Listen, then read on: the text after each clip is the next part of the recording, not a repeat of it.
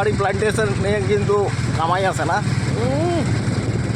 যাদের হোটেল জমি না, আমি তো বলবো সুপারি প্লান্টেশন করুক। হ্যাঁ কিছু করার দরকার নেই, দৌড়াদৌড়ি করার কোনো দামই নেই একটা। হ্যাঁ, ভালো জিনিস প্লান্টেশন। প্লান্টেশনে যে সুপারি প্লান্টেশন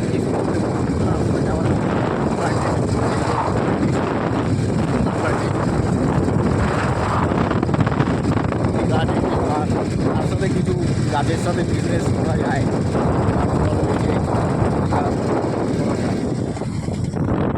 আগে আপনাদের দেখাচ্ছিলাম নোনাই নদী পার করলাম, সামনে আবার একটি নদী, ঠিক আছে? নদীর ভিউটা আপনাদের সামনে তুলে ধরবো। না দানমান করো ঠিক, হ্যাঁ দানমান করবে পুরা। রাস্তায় আমাদের পরিচিত লোকের সাথে এক্সাইটেড কথা বলছে, গাছের মধ্যে দিয়ে ফাঁকড়ি নদীটাকে দেখানোর চেষ্টা। সুন্দর জায়গা, অদ্ভুত রাস্তা যাওয়ার পথে সুন্দর, চারিধারে গাছ, সোজা রাস্তা। আমরা চলছি পানবাড়ির উদ্দেশ্যে।